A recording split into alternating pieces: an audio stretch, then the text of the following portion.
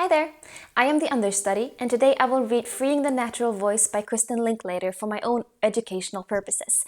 I will not edit these audio recordings as I go, but I'm so happy you're here to learn with me. Freeing the Natural Voice: Imagery and Art in the Practice of Voice and Language, Revised and Expanded, by Kristin Linklater, illustrations by Andres Laub, Drama Publishers, an imprint of Quite Specific Media Group Ltd, Hollywood. Preface. I was lucky to come to the United States when I did. I came in response to the urgent encouragements of many American actors who came to the London Academy of Music and Dramatic Art, LAMDA, for a year of training during the years I taught there. They were usually on a graduate level or had been working professionally and came there for further training. They told me that the kind of voice work that Iris Warren and I were teaching was unknown in the States, and at that time could be immensely valuable to American actor training. When I arrived in New York in 1963, it seemed that I was bringing a method of work at exactly the right time to exactly the right place. The search for an equilibrium between technique and emotional freedom occupied actors' training from the 1920s on. Indeed, the search continues to this day, but in the history of actor development, both American and British, the search was consistent, out of step throughout the 1930s, 40s, and 50s. Stanislavski's books, The Group Theater, and Lee Strasberg's Actors Studio moved American actors forward in psychological and emotional exploration to the point that they virtually abandoned the study of external skills. In Britain, those skills reigned supreme. By the 1950s, the influence of an emotionally vital American theater had begun to inspire the British to fill out their technique with more gut content. By the 1960s, America, mushrooming with regional repertory companies, found its actors and directors crying out for technique to cope with a wide range of theatrical productions from classical to avant-garde. When American actors tried to find teachers to help them meet their demands, they often found that technical skills were still being taught as they had in the 20s through elocution, ballet, singing, gymnastics, and phonetics, making the gap between creation and communication unbridgeable. There was the creative, imaginative inner life and the skillful outer communicative one, with no connective tissue. Meanwhile, in London, methods originated by Jacques Coupeau, developed by Michael St. Denis and Litz Pisk, and nurtured at the Old Vic Theatre School of developing the actors into a sensitive, integrated, creative instrument had grown. The spirit of the Old Vic Theatre was carried into LMDA when Michael Ocwen took it over in 1955, beginning his collaboration in actor training with Iris Warren. When I moved to America in 1963 to set up my own voice studio, I found that the voice work I brought with me had evolved over the years to the point at which it would marry well with American methods of acting. There was still an imbalance between the creative use of inner self and communicative skills in both America and Britain. British theatre was still suffering from a lack of emotional and psychological demands, while American theatre training placed little value on physical and vocal skills. But all this was changing.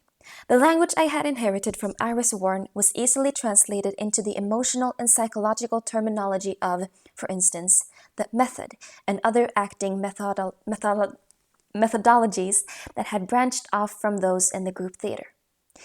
I had much to learn, and the imbalance in my own work was immeasurably enhanced by my involvement between 1964 and 1978 as a vocal coach with various American acting companies, such as the Tyrone Guthrie Theatre under Sir Tyrone Guthrie, the Lincoln Center Repertory Company under Robert Whitehead, Harold Clurman, Elia Kazan, and the Open Theatre under Joseph Chaikin. Another strong influence on my development as a teacher was the acting teacher Peter Cass, with whom I worked in a New York University graduate theater program, now the Tisch School of the Arts, throughout that same period. It was in America that I was introduced to the Alexander technique. Judith Leibowitz was my teacher, that helped clarify the psychological nature of the voice work, and I benefited enormously during the 60s, 70s, and 80s from the growing psychotherapeutic and general interest in the interdependence of the mind and body. More and more people were discovering that to unlock the mind, it was necessary to unlock the body, and vice versa. The Alexander technique, Feldenkrais's work, Rolfing, Tai Chi, yoga, and now body-mind centering are all popular and effective physical disciplines that help to free the emotional and psychological self by ridding the body of habitual tensions. The turn of the 20th to the 21st century found the world of neuroscience providing new insights into the workings of the mind, the emotions, the body, and consciousness. Books such as Descartes' Error and The Feeling of What Happens by Antonio Damasio offer scientific backup for the theories of those of us in the performance training field who teach the wisdom of the body and fundamental intelligence of the emotions. Although I continue to attend relevant workshops and read appropriate books, I learn most from my students. Since my teaching days at New York University, I have trained, taught, and acted with Shakespeare and Company in Lenox, Massachusetts, freelanced across the United States, taught ongoing workshops for actors in Italy, and guest workshops in other places around the world. I have also established workshops and teacher training courses in Germany, a country that honors literature, language, and the art of speaking to an extent that I find humbling. I have taught undergraduate acting students at Emerson College and graduate acting students at Columbia University, and coached theater, film, television professionals, both actors and singers. Hardly a teaching day passes without my receiving some small or large revelation about the complexity, resilience, and mystery of the human experience and its reflection in the voice.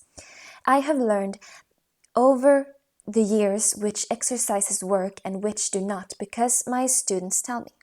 Every exercise in this book has stood to the test of its reputation over many years, and each one produces results when practiced consciously, willingly, and with understanding. This new edition of Freeing the Natural Voice, which was first published in 1976, offers some of the fruits of the deeper knowledge that I have acquired in the past 3 decades. And it also includes some of the physical exercises that are now part and parcel of my voice work, but were not part of Iris Warren's original teaching.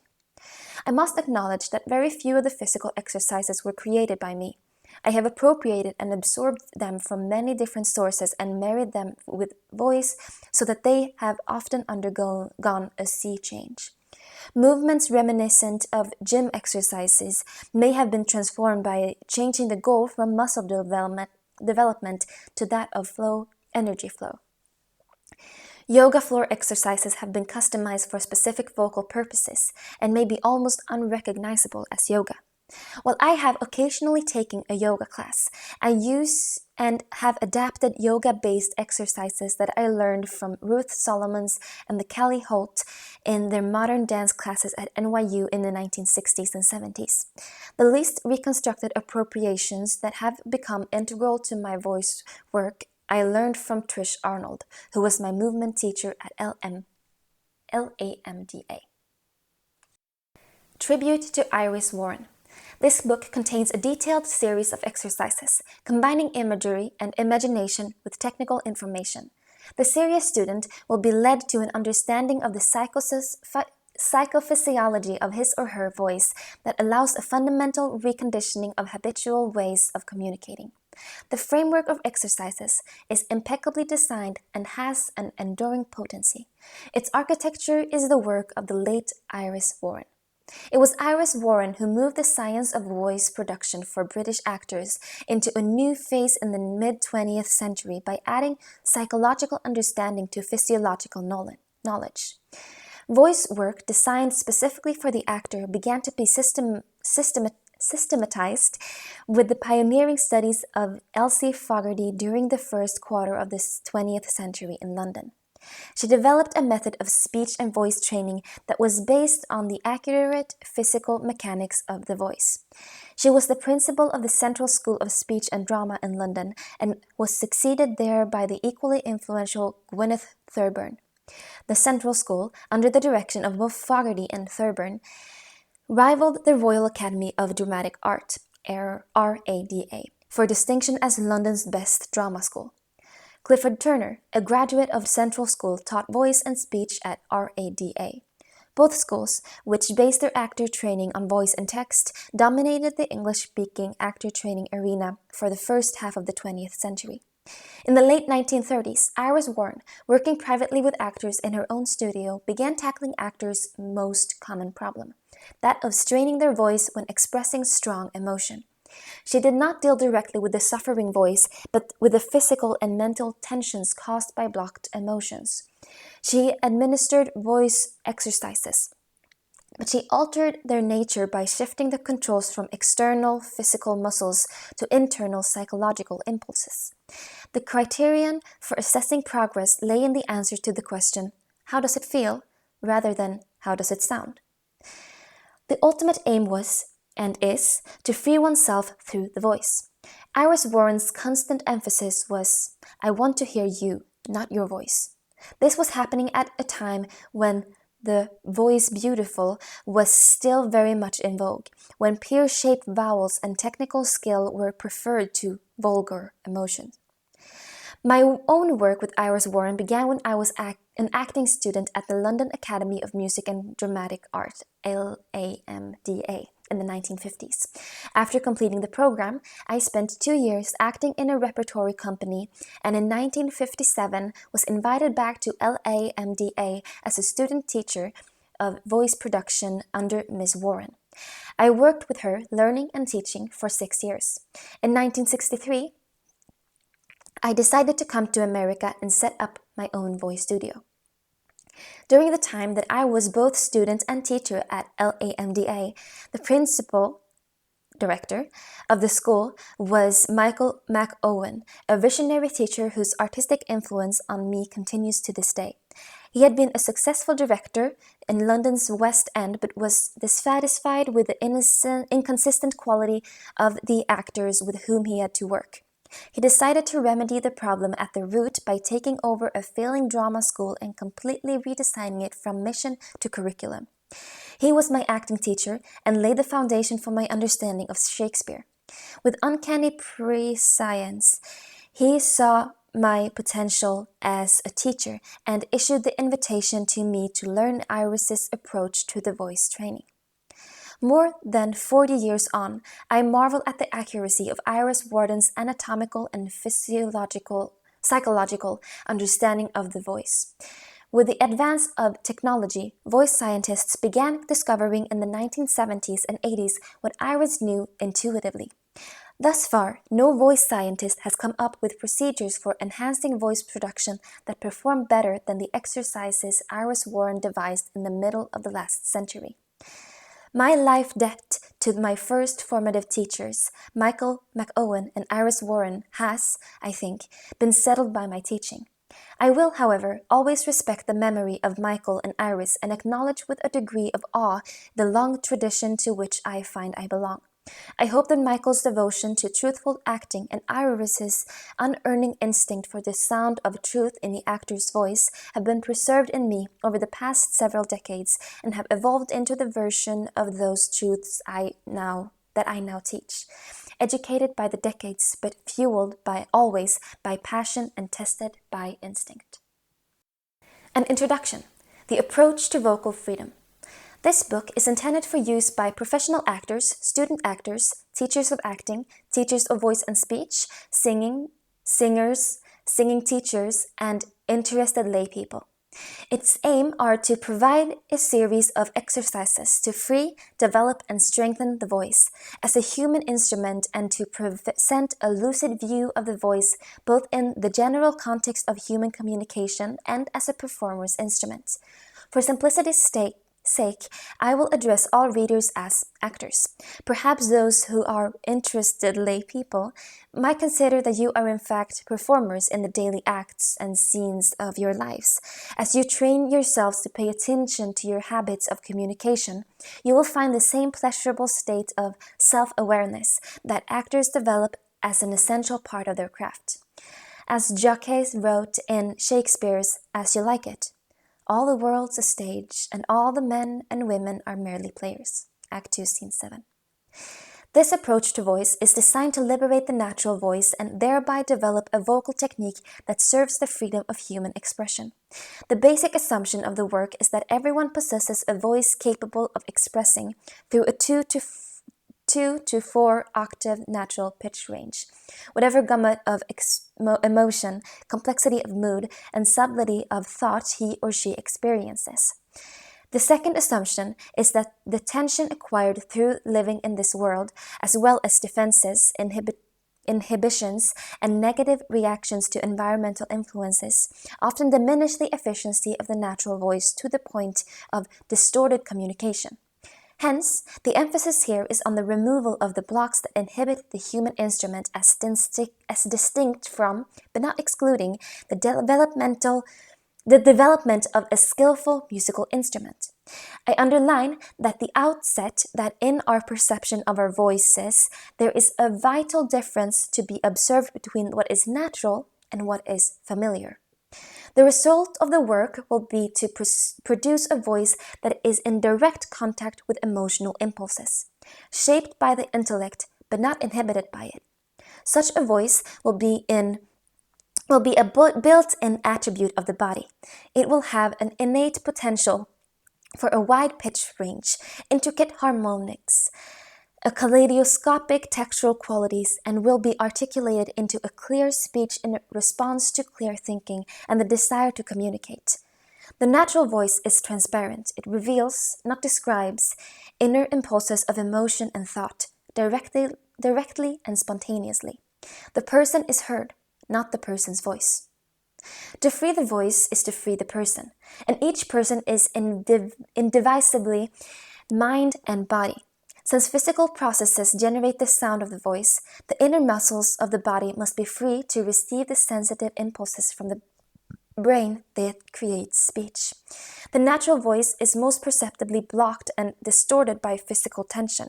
It suffers equally from emotional blocks, intellectual blocks, oral blocks, and psychological blocks. All such obstacles are psychological in nature, and once they are removed, the voice is able to communicate the full range of human emotion and all the nuances of thought. The voice's limit lie only in the limits of desire, talent, imagination, or life experience. Physical awareness and relaxation are the first steps in the work to be done on the voice. The mind and the body must learn to cooperate in activating and releasing inner impulses and dissolving physical inhibitions. Actors must develop bodies that are sensitive and integrated, rather than super-controlled and muscular, and they must educate the voice into the union of self and body. The voice communicates the inner world of the psyche to the outer world of attentive listeners, both on the stage and in life. The neuroscientist Antonio Damasio reminds us that the word psyche originally meant breath and blood. I marvel at the ancient wisdom of referring to what we now call mind by the word psyche, which also was used to denote breath and blood, from The Feeling of What Happens, page 30. Psychology, then, means knowledge of breath and blood. Catharsis happens when the psyche of the character disturbs the breath and blood and psyche of the audience.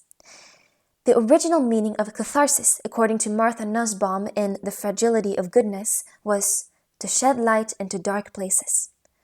The word could have been applied to cleaning the kitchen as much as to awakening the inner world of the listener. The voice of the actor should be the most potent theatrical element by which the light of a cathartic event illuminates the dark places, hidden stories, or pent-up emotions of the audience. To achieve that potency, the actor's voice must be rooted in neurophysiological pathways of the body that are trained to pick up and transmit impulses of emotion, imagination, psyche, and intellect. The actor must develop a body that sees, hears, feels, and speaks. The actor's brain must be his or her own body. The sensitivity with which the sound waves of the actor's voice can tune into and transmit the brain and body waves of thought and feeling allows communication to emanate and envelop an audience in invisible streams of energy. The speaker is on the stage and in the auditorium at the same time. The voice that originates deep in the body will go beyond the body, enlarging the speaker. Often, a member of the audience will be astonished to see that the actor, who seems 6 feet tall on stage, is, on the street, 6 inches shorter. When the actor plugs into the character's psyche, the electrical power of the imagination amplifies and activates the vibratory flow of voice so that it pours images and impulses directly into the receptors of the audience. It is the vibrations flowing out from the speaker's body that makes the speaker seem larger than life size. The paradox is that an actor must train their voices so that they can sacrifice them. Actors' voices must learn to be dissolved by the impulses of thought and feeling.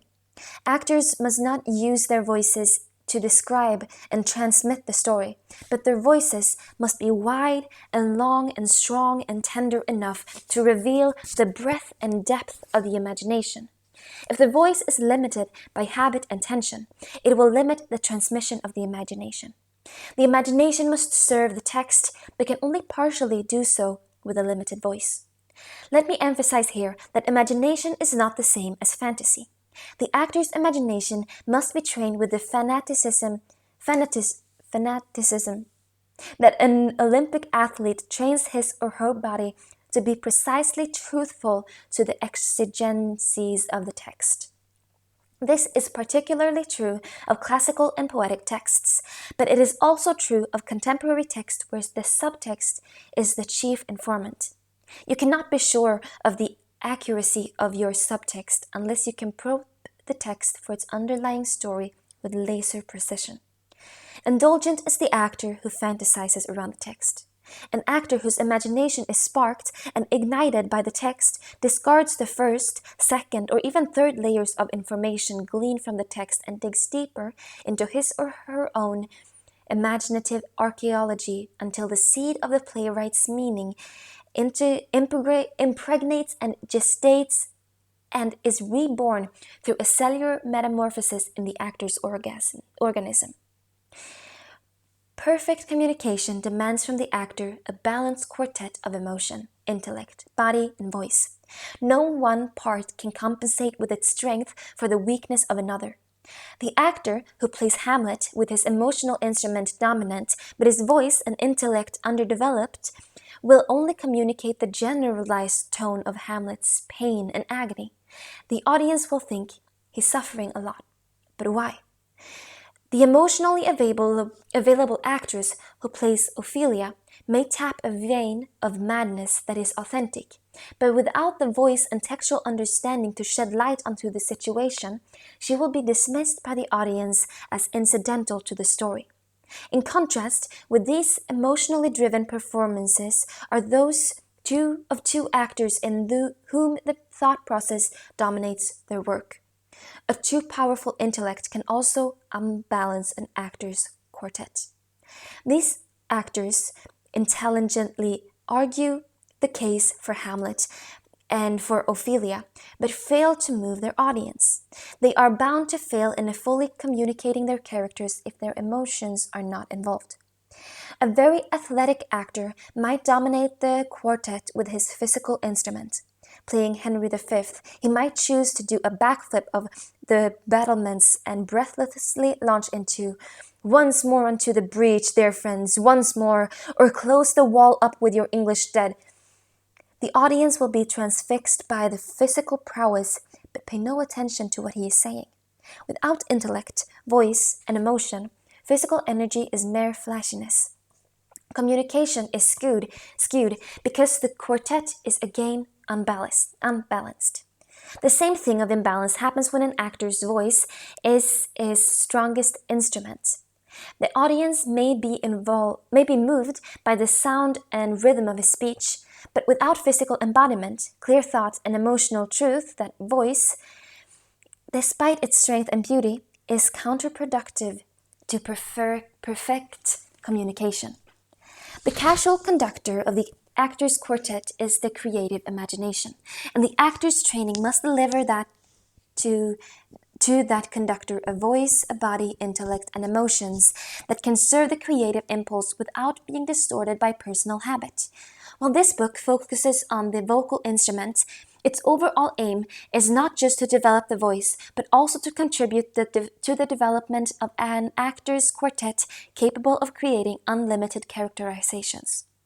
In the following chapters, I will have tried to capture the work that Iris Warren said should never be written down and that I use daily in the classroom. It is intended, by its nature, to be conveyed orally, and it is dangerous to confine and define it in printed words. I resisted writing the original edition of this book for years, but its value has been proven over the past 30 years, and the risk of its being misunderstood outweighed by the many experiences of understanding. The additional material must now stand to the test of publication. The obvious strength of the oral approach is in the one-to-one relationship between teacher and pupil. Not two people, no two people, no less two voices are the same, and each person's problems differ. How do you teach relaxation? By carefully laying a hand on the breathing area, on the shoulders, on the back of the neck or the jaw to feel whether the muscles are responding to the messages being sent to them. How do you induce a new use of the voice? By moving the body in new directions that break conditioned, habitual movements.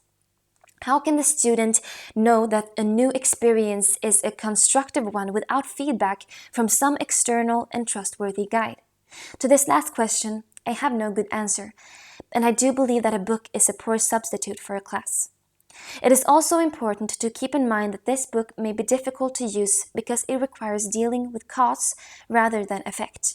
The exercises are concerned more with rethinking usage than redoing sounds. This is a book to be engaged in slowly. It is a practical book for practical use, not one to be skimmed for new ideas. Whenever possible, I suggest that the serious student work with at least one other person, taking turns reading the instructions and checking the results. Mutual teaching can be very rewarding, and it incorporates the central point of voice work, namely communication. If you do have to work alone, you must sacrifice your desire for result to the experience of causes. Although you will need your intellect to understand the exercises, you must abandon it when doing them in favor of feelings and sensory impressions. You must not jump to conclusions as to what is right or wrong because you are already a well-developed sensor of self. Nor can you trust your judgment, since it is biased by habitual ideas of good and bad and wary of new experiences. You will be reconditioning a way of communicating that has served you, for better or worse, all your life. So in order to effect real change, you must plan regular and committed work for at least a year. Also, realize that you are using your voice throughout the day, and that your exercises can and should be practiced continually.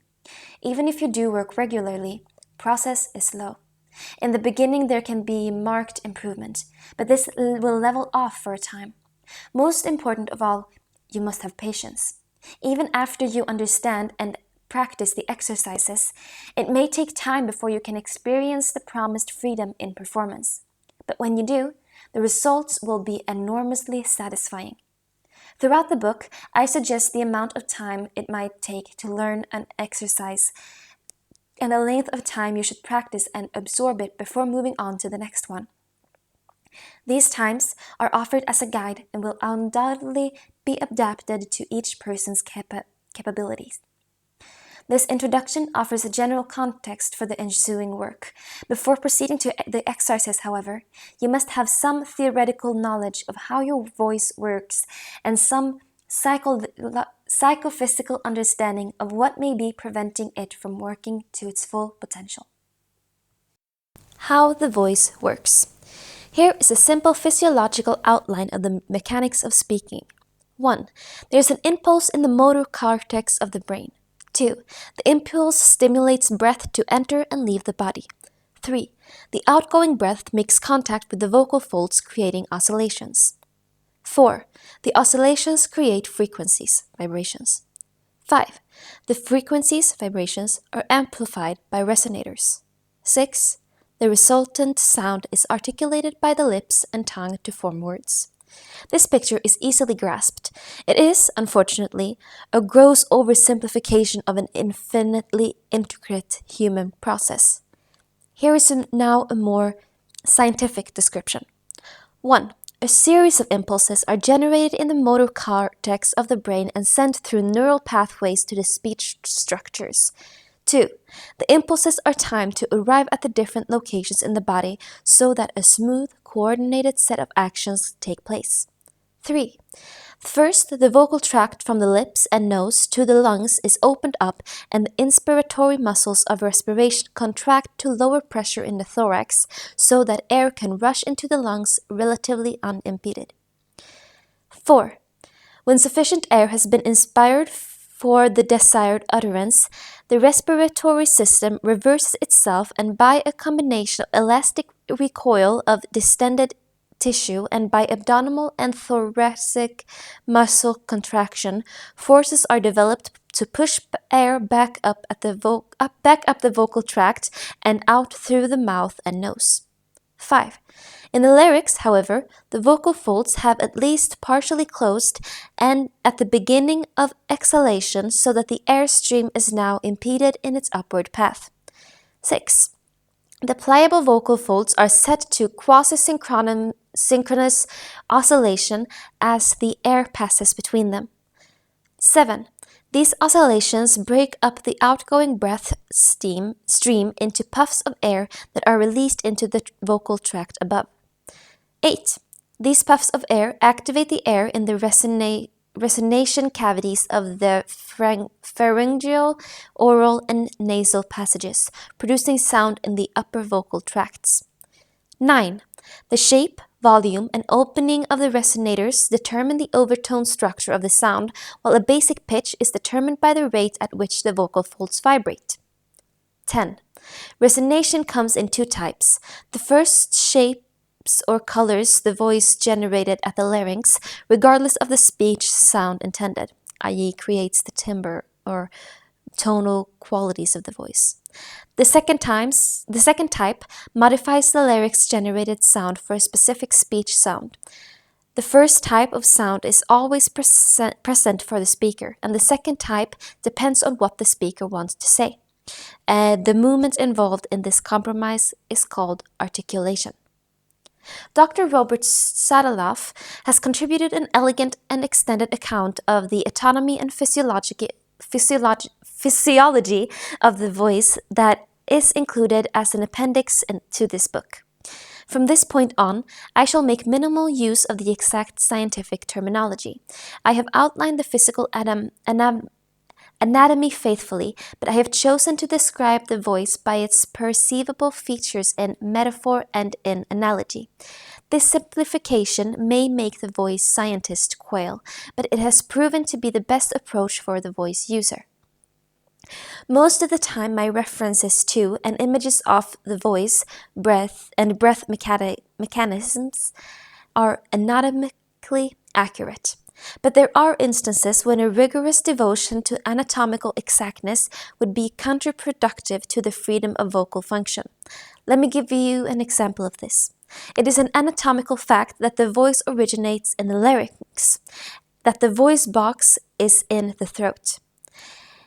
If, in working on your voice, you focus on that anatomical truth, you will end up with monochromatic, forced voice production, or at best a voice devoid of personality. For the development of an artistic and personally expressive voice, you must refocus your attention on the source of breath and the resonators. Here is another example of the reductive effect of being faithful to pure anatomy. The anatomically accurate fact is that breath goes out into and out of the lungs, and that the lungs exist in the space between the collarbone and the bottom of the rib cage. But when the imagination extends the dwelling place of breath to the pelvic floor or even the feet and legs, the actual lungs respond with an expansion of their capacity. Even more important, this image of breath entering and filling spaces in the pelvic basin, the hip sockets, and the thighs stimulates deep involuntary breathing musculature and connects the mind to primal energy sources in the sacral nervy plexi. The power of the imagination, properly used, can stimulate breathing on a profound level and enhance the function of the voice to maximum effect. Returning now to the 6-point outline of how the voice works, I will translate the first point. There is an impulse in the motor cortex of the brain into there is a need to communicate. This need becomes an electrical impulse that travels via the spinal cord to the nerve endings that govern the speech and breathing muscles. According to the stimulus, this impulse will contain greater or lesser voltage. If someone you see daily have no particular regard for says good morning to you, you will have a slight reaction in the breath and larynx muscle, creating just enough vibration to serve the need of a dutiful response.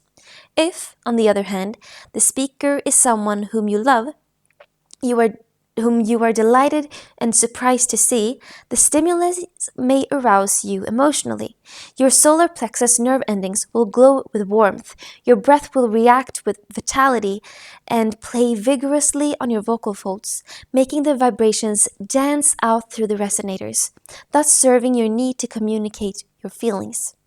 There are infinite varieties of external stimuli and internal reactions and impulse, arousing the reflex musculature of speech controls their expression. Step 2, which states the impulse stimulates breath to enter and leave the body, means that the countless muscles throughout the torso perform an extraordinary number of coordinated movements to expand the rib cage, contract and lower the diaphragm, move the stomach down, and shift the intestines to make room for the expanding lungs, allowing the air cells to suck in air and then reversing the action to repel it. All this is easy involuntary reaction. Next, in the physiological picture comes to play of breath on the vocal folds. Step 3. In fact, the respiratory and laryngeal actions are simultaneous. The same impulse that stimulates the breathing musculature activates the laryngeal musculature to stretch the vocal folds so that they offer enough resistance to the breath to oscillate on impact. A gentle pressure of breath, meaning relatively relaxed folds, creates slower oscillations, and the resultant vibrations of sound are a low frequency. A strong pressure of air finds greater resistance in folds stretched and expanded by the stronger impulse, and a higher frequency of vibration results in a higher pitch. The vocal folds are between 30 and 50 millimeters in length and are lengthened and shortened by the cartilage to which they are attached. Involuntary muscles, reacting directly to motor impulses from the brain, govern the movement. In step 4, the initial vibrations of sound are no more recognizable as sound than the vibrations created on piano strings if the hammer were to strike them without a sounding board behind them. But as soon as breath oscillates the folds, the vibrations that occur resound of the nearest sounding boards, which are found in the cartilage of the larynx. In step 5, the vibrations are amplified by resonators. Voice practitioners have conflicting opinions about how the resonating system works and what approach to take in describing it. Indeed, it may only be adequately described in terms of advanced physics. For working purposes, I use the following practical, tangible description. The nature of vibrations is that they multiply as they meet approximately resistant textures. They sound again as they bounce off different surfaces with different quality and quantity determined by the texture of the surface and the shape of the cavity. The resonating surfaces within the body available to the initial vibrations of sound are virtually unaccountable, considering that bone, cartilage, membrane, and muscle all can serve as amplifiers and conductors. The harder the surface, the stronger the resonance. Bone is best, cartilage is very good, and toned up muscle can provide a good resonating surface. But a flabby, fleshy, non-resistant area will only muscle and absorb vibrations, like heavy velvet or a sponge. The voice finds its most satisfying resonators where there are clearly defined hollows and empty tunnels in the architecture of the body, such as the pharynx, the mouth, the nose. But the bony structure of the chest, the cheekbones, the jawbone, and acoustically powerful sinus hollows, the skulls, the cartilage of the larynx, and the vertebrae of the spine all demonstrably contribute resonance. The relationship between pitch and resonators has to do with suitable apertures, appropriate shapes, and large or small cavities. The muscle lining of the pharynx and the mouth also provides subtle tuning as it tenses and relaxes. For working purposes, the pattern of resonating response to changing pitch can be observed as follows. The low sound get resonance from the chest and lower throat, pharynx. The lower middle part of the range is amplified from the back wall of the throat up to the soft palate, the teeth and the jawbone, and the hard palate moving upward through the middle voice the jawbone and the hard palate. Moving upward through the middle voice, resonance comes from the mid-sinuses, the cheekbones, the nose. Finally, the upper middle and high voice resonates in the upper sinuses above the nose and in the skull. All the pitches and resonance spill into another's precincts, creating harmonies and overtones. The final stage of vocal communication, step 6, shows the stream of vibrations, flowing unimpeded through richly resonating chambers and out through the mouth, being formed into words. There are 10 general areas of articulation in the mouth: 2 lips, the tip of the tongue, the teeth, the front or blade of the tongue, the upper gum ridge, the middle of the tongue, the roof of the mouth, the back of the tongue, and the back of the hard palate, which can include activity in the soft palate. Consonants are formed when 2 articulating surfaces meet or almost meet, interrupting or modifying the flow of breath or sound. Vowels are formed as the lips and tongue move to mold the flow of vibrations into different shapes. It is the economy with which words are formed that creates the accuracy with which they realize thought. An ideal communication. In order to demonstrate how this sophisticated musical instrument becomes human in its response to the impulse to communicate, I would like to posit an idea of how the natural voice would ideally function to communicate the thoughts and continuum of feelings of a hypothetical human being who is uninhibited, open, sensitive, emotionally mature, intelligent, and uncensored. When such a person is feeling relaxed, warm, comfortable, and content, the muscles are loose, the breathing is undisturbed, and the energies flow easily. If there is an impulse to transmit this state through words, it generates just enough extra energy to send breath gently onto the vocal folds, which, while remaining relatively relaxed, produce a low sound that resonates through the chest and lower pharynx. A change in mood from lazy contentment to positive happiness or surprise or impatience increases the casual energy that then dispatches the breath with greater vigor onto tighter folds, producing a higher frequency of vibrations that ring into the middle resonators of the face. The muscle tissue lining the corridors and caverns of the throat, mouth, and mask simultaneously responds to the mood change and involuntarily tightens and relaxes, helping to tune the resonators to the pitch generated by the increased energy. As excitement grows, the breath becomes still more stimulated and folds tighten even more, producing higher sounds. Correspondingly, muscles in the upper pharynx stretch and tone up. The soft palate lifts higher, and the sound is released into the upper sinuses. Finally, if excitement reaches a pitch commonly regarded as hysterical, perhaps because most people are unaccustomed to operating at that level, the pressure on the folds and the responsive tension will send a scream into the head, which is a superb acoustic dome with a bony resilience capable of dealing with the pressure of such a sound. This pattern of emotional energy and resonating response is, as I have said, hypothetical and too simple to encompass habitually aggressive or habitually passive behavior, defense mechanisms, or neurosis. But it can offer some landmarks in the foggy geography of how we communicate what we feel. Why the voice does not work. The voice is prevented from responding with ideal spontaneity because that spontaneity depends on reflex action, and most people have lost the ability and perhaps the desire to behave reflexively, except when pushed beyond control by extreme pain, extreme fear, or extreme ecstasy.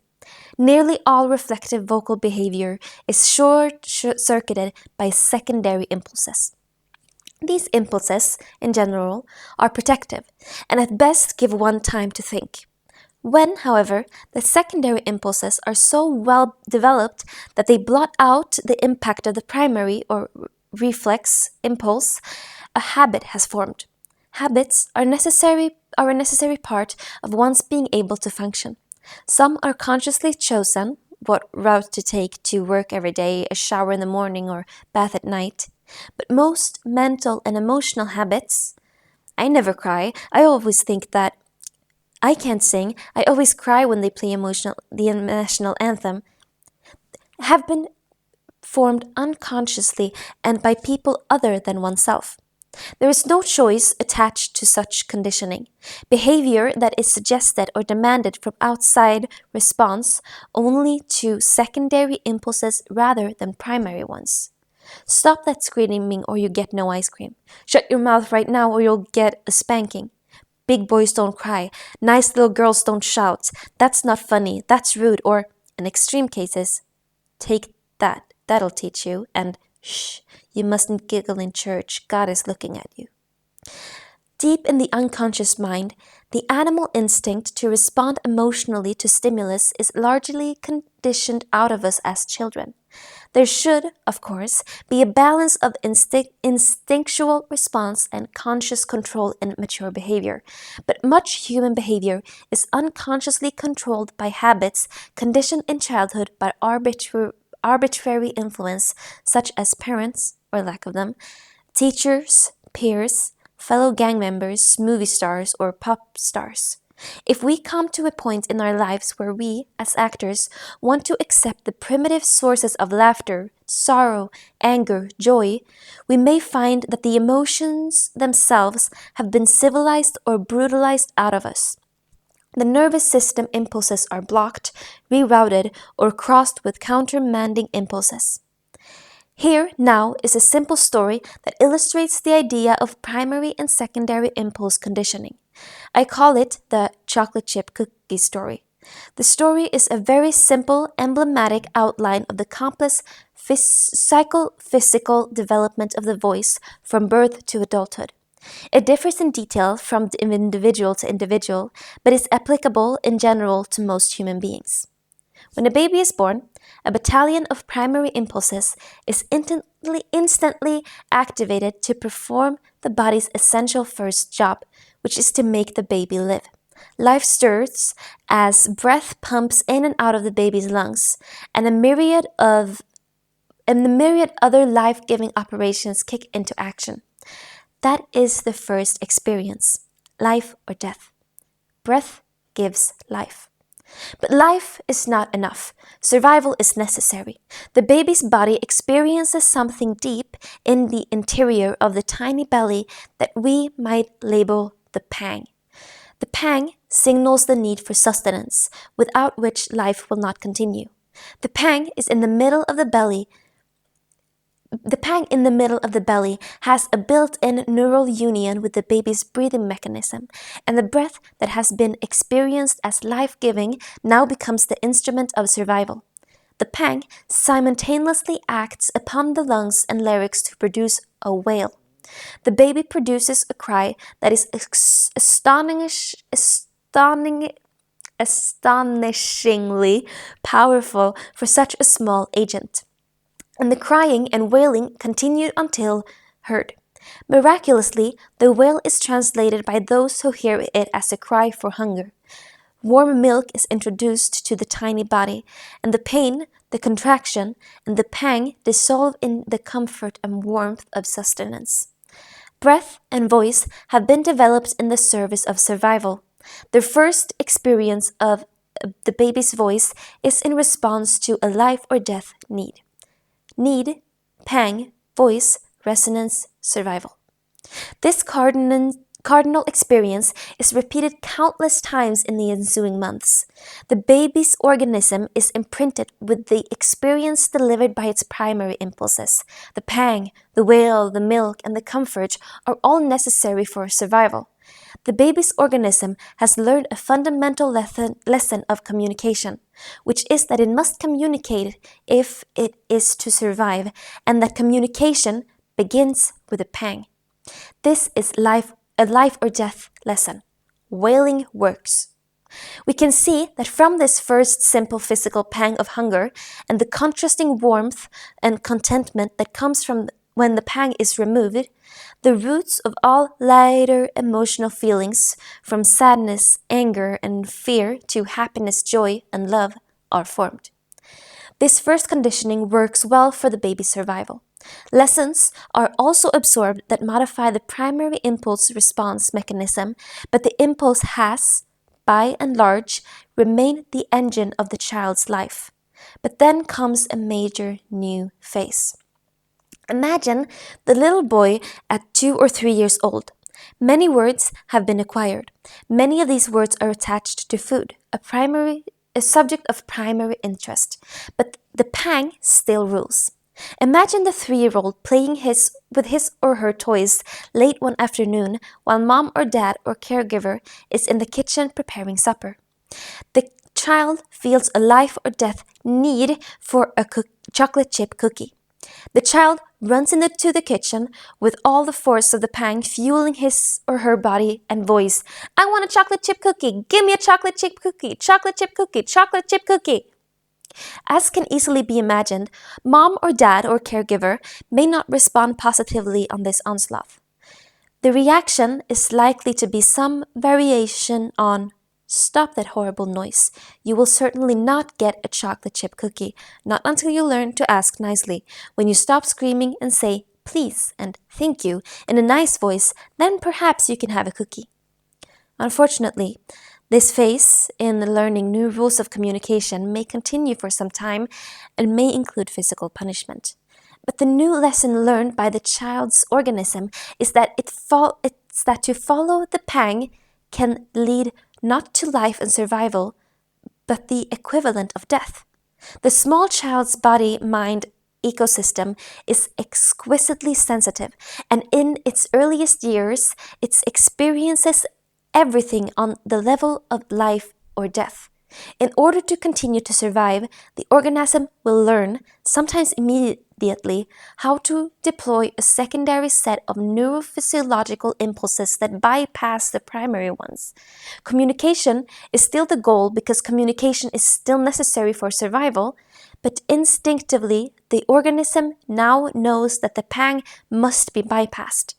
The pang and its primary impulse route have proved ineffective, even dangerous. Communicate the pang and you might die. Perhaps it is as soon as the next day that the little boy or girl is playing in the late afternoon and again feels life or death life or death need for a chocolate chip cookie. The child is quick to recall the previous day's lesson. The pang is suppressed. Breath is detached from the pang center. The need, together with some breath found in the upper part of the lung well away from the dangerous pang center, is rerouted to a set of muscles above the throat. A little smile emerges. Lips and tongue and jaw pick up the need. The voice no longer resonates throughout the body with the reverberation of a fight for life, but flows nicely and inoffensively up into the cheeks and head. The child walks carefully into the kitchen and says in light, high tones of beguiling sweetness, "If I'm a very, very good little boy or girl that says pretty please with sugar on it, can I have a chocolate chip cookie, dear mommy or daddy or caregiver? Pretty, pretty please?" And mommy or daddy or caregiver says, What a good little boy or girl you were. You've learned how to speak nicely. Here are 2 chocolate chip cookies." The child's organism has learned the next major lesson in communication. Follow secondary neurophysiological impulse routes in order to survive. This crude outline shows in almost allegorical form why the voice does not work. How we learn to unhook from the brilliance of how the voice works to the less direct and consequently less truthful mechanisms of a voice running on secondary impulse pathways is particular to each person and is infinitely varied. But the skeleton of the chocolate chip cookie story may be faintly discernible behind the psychophysical biography of a majority of those who seek to improve their relationship with their voices. Secondary impulse conditioning continues throughout the formative years and results in a habitual mode of communication that may seem to be fine for the person one becomes. In step 1 of how the voice works, I give an example illustrating the need to communicate. But even that need cannot be taken for granted. By adulthood, the ability to receive a stimulus may be impaired to the point that an exchange of greetings is a one-way trade. Assuming it does occur, however, responding to "good morning" may be subject to secondary impulses such as "why is he talking to me? He doesn't usually say a word," or "what's the funny bruise on her forehead?" or "I know you're going to ask me to sign a petition," etc. This interrupts the voyage of electrical impulse to breathing and laryngeal musculature, and sends a second electrical impulse that tells the breathing muscles to hold tight so that they will not react spontaneously.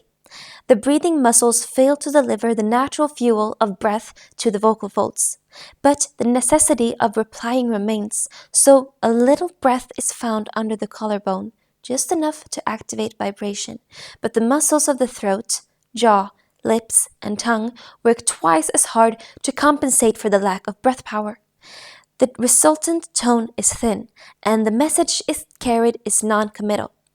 But that is one way out of thousands more subtle ones of avoiding spontaneous response, and acts as an illustration of how steps 2, 3, and 4 in how the voice works can be subverted by secondary impulses. It is not that spontaneity is right and calculation is wrong, but that spontaneity should be possible and seldom is. Defensive neuromuscular programming develops habits of the mind and muscle that cut us off from the instinctual connection between emotion and breath. The voice cannot work to its true potential if its basic energy is not free breath. As long as we are emotionally protective, our breathing cannot be free. As long as breath is not free, the voice will depend on compensating strength in the throat and mouth muscles. When these muscles try to convey strong feelings, a number of possible results can occur. They find a state, musical way to describe emotion. They drive sound monotonously up into the head, or they tense, contract, push, and squeeze with so much effort that the vocal folds rub together. Then the folds become inflamed, lose their resilience, become unable to produce regular vibrations, and finally grow little lumps on them as they grind together without the lubrication of breath. Then all is heard is a gritty, hoarse sound and ultimately nothing. The same inhibitory messages that confuse steps 1 and 4 also interfere with step 5, in which the vibrations are amplified by resonators. There are some constructive interferences that create harmonics and enrich the sound with complexities. But before these can be relied on, the interferences that restricts range and resonance must be removed. Usually, these interferences occur when breathing is restricted. If the throat is tense with effort, it constricts the channel through which sound travels. Most commonly, this constriction prevents the vibrations from traveling freely down into the lower resonating chambers of the larynx and the chest, diverting amplification into the middle and upper resonators. The result is a light, high, or strident tone, sometimes throat tension, coupled with an unconscious need to sound manly or in control, can push the larynx down so that the voice only resonates in the lower cavities. And a monotonously rich, deep voice is developed that cannot find nuance and varied inflection from the upper part of the range. If the soft palate and back of the tongue have joined the battalion of substitutes for breath, they may bunch together with muscular effort and drive the voice up into the nose rather than allow it free passage between them into the mouth. The nasal resonators is a powerful, dominating, and unsubtle. If the voice settles in the nose, the speaker will be heard, but what is heard may not be what is intended. Nuance is ironed out, and a variety of thought cannot find free play through a corresponding variety of resonating qualities. Content is distorted by the one resonating form available. These are three of the most obvious distorted reactions in the resonators that can occur when the voice is inhibited by habitual tension. More subtly, the whole tuning apparatus is subject to any inhibitory messages sent from the mind that tighten the body. If the breathing muscles tense, so does the muscle tissue lining the pharynx. As those tiny muscles tighten in response to inhibitory messages, they can no longer perform their subtle movements, tightening and releasing in response to the constantly changing pitches of thought, inflection, regulating the aperture through which sound flows and amplifying its changing pitches. Such muscle tension diminishes the ability of the voice to be inflected directly by thought. Voice inflections can also be manipulated by what one hears and with conscious muscular control. But as one's manipulative skills increases, so does the distance from the truth. By the time we look at step 6, the resonant sound is articulated by the lips and tongue to form words. It may seem that everything has gone so far wrong that true communication is impossible.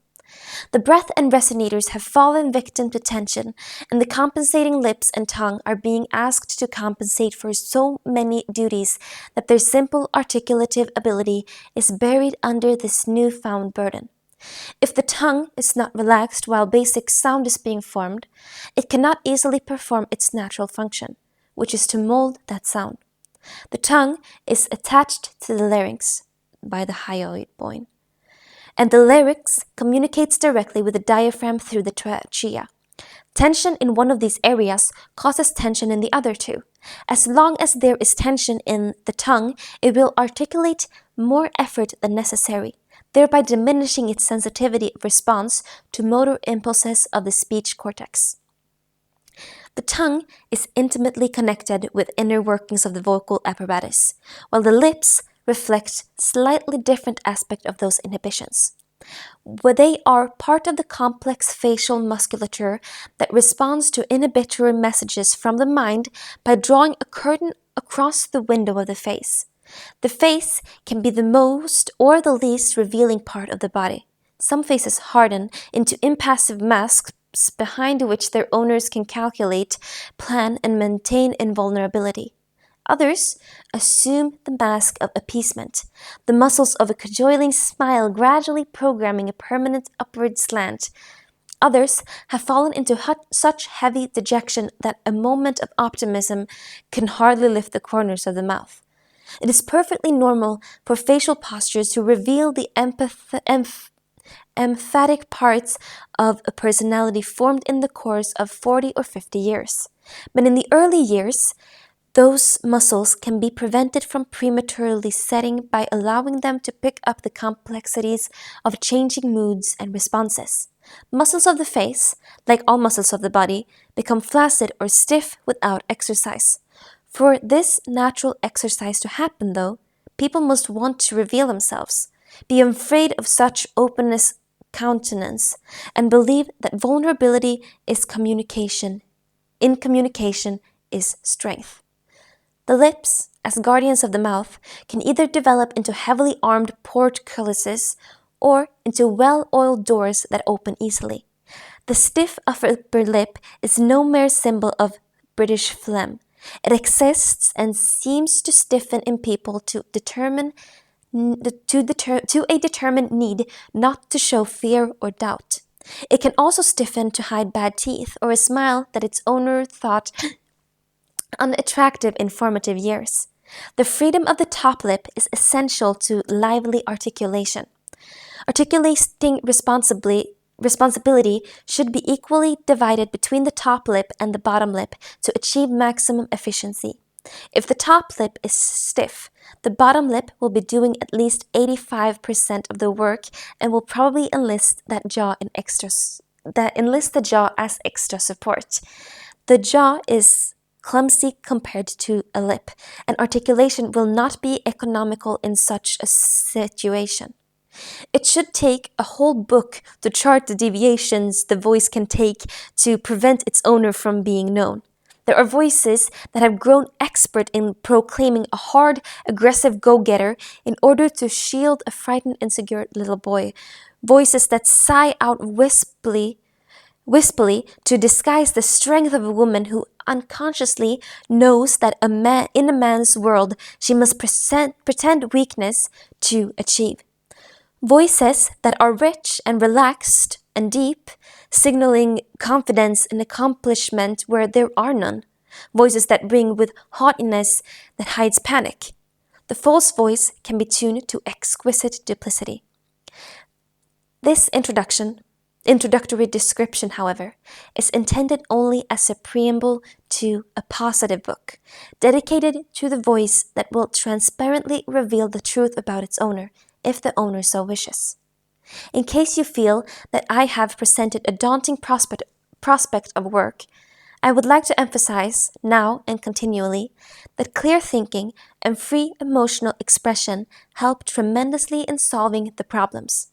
A psychophysical approach is a perfect example of the conundrum: which came first, the chicken or the egg? But the following two maxims should underlie all work on the voice. Blocked emotions are the fundamental obstacle to a free voice.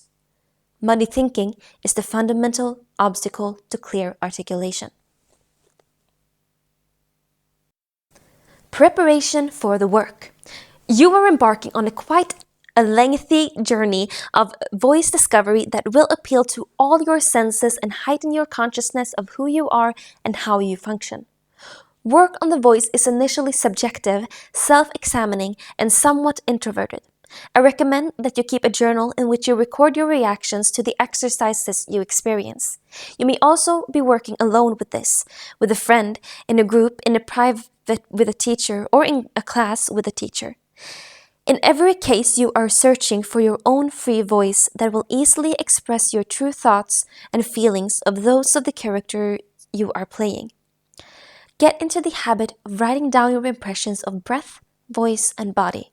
Expand your vocabulary of voice to include physical, emotional, and sensual reactions of all your senses, not just your hearing. You may be depending consciously or unconsciously on hearing to judge the effectiveness of your voice. In order to open your voice up to the assessment of one of your other senses, I initially suggest that you try to see your voice imaginatively before beginning the technical work. Get a set of crayons and get some drawing paper. 1. Draw a picture entitled, "My Voice as It Is Now." Before you put a crayon to paper, close your eyes, take a minute to invite the picture into your mind's eye. Now, 2. Draw another picture entitled, "My Voice as I Would Like It to Be." 3. Draw the outline of a doughboy or gingerbread man. Inside the body, color impressionistically or figuratively whatever you see as the problems that prevent your voice from being the voice you like it to be. Look at the pictures and make a list of words that are suggested by each picture. The words that occur may come from the language of form and shape, or color, or texture, or emotions, or psychology. From these words, quickly write, without much thought, a poem titled "A Poem to My Voice." Let the feelings that came as you wrote your poem and the language that sprang out the pictures expand the way you relate to your voice as you begin to work on it. To a certain degree, you have, with these pictures, become your own authority on the state of your voice, what is wrong with it, and what you need to work on to allow its full potential to emerge. Now, you can start a detailed examination of your voice as your own authority. Maintain your journal and with your expanded vocabulary and with any other pictures, colors, or abstract shapes that help develop your connection of imagination with voice. With each new phase of work, I will suggest both the amount of time it might take to learn an exercise and the length of time you should practice and absorb it before moving on to the next one. For example, 1 hour to learn an exercise, followed by 1 week to practice it. These times are offered as a guide and will undoubtedly need to be adapted to each person. In my plan, each new phase will begin on a new workday, and the full progression of exercises will take from 20 to 30 days to learn. When you add the practice weeks to the learning hours, you will take that it takes between 6 months to a year to acquire the information and absorb the experience before you begin to own and understand this method of work. Your voice will develop according to how disciplined you are.